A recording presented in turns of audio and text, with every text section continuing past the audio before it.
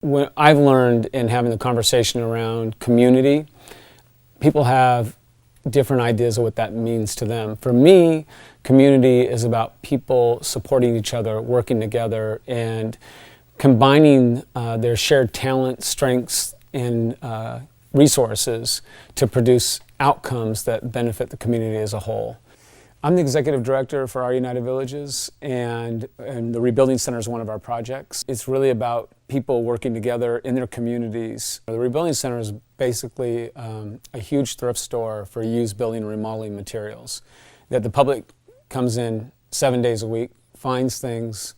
We find new homes for those items, and we even donate items to community projects all over the region. So the goal was to take anything reusable, raise funds that would sustain the nonprofit work of the organization, but also use the building materials as a vehicle, a backdrop for building community. So it's not us doing things to the community, but it's actually working with the community to make outcomes that are asset-based and being able to point to them, just like things all around us every day, that these materials, our society saw them as a liability and a waste.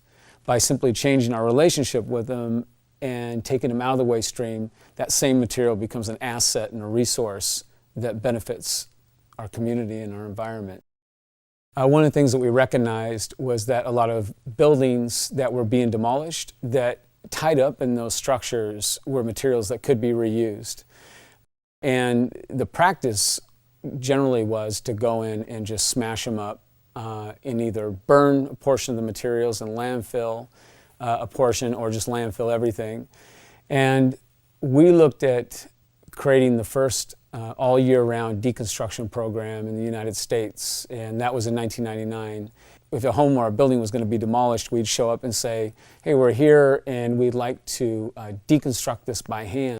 What that looked like was, if you imagine inside of a home, the last thing that went in there was the switch plate covers and the outlet covers. That's the first thing that we take off, and then we systematically go backwards and take the lighting, the cabinets, the doors, the molding, peel the walls back to expose the studs. If there's insulation in there, we rebag it for reuse, and eventually we get to the roof and systematically take it down all the way down to the foundation and denail the lumber. Volunteers have continued to be an important part of the fabric of the organization. Today we have nearly 2,000 volunteers that are involved annually. OSHA regulations dictate what happens on the job site. And not very many people are walking around or in their closet have steel-toe boots or steel-toe shoes that protect their feet. So to tell a volunteer, in order for you to be here, you're going to have to go out and get some steel-toe shoes.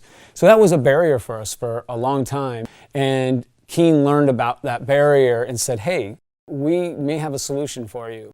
So we connected with them and had this great idea of a shoe library, just like when you go to the bowling alley and you need a pair of shoes, you check it out and bowl with it and then put it back in the library afterwards. So these boots aren't boots that we can give to a normal retailer to sell because maybe they have a small blemish or there's just something tiny wrong with them, but they're totally usable shoes. Some other companies with boots like that, they will actually shred them and they'll sit in landfills. At Keene, we don't want to create that sort of environment in our world, so we will donate them to places like the Rebuilding Center to be used in a place that needs them. Where there's people that are coming in that want to volunteer that need those safety shoes that don't have them, and we've given them an opportunity to get out there, get their hands dirty on the job site, and be safe. We talked for years about creating the Deconstruction Volunteer Corps. And now with this new program and this relationship that we've developed with Keene, we have it going. This is the first year we've been able to launch it. We've been talking about it for years. So if that relationship had not materialized, we would still be talking about it. So we're really grateful. And that's what it looks like when community works together.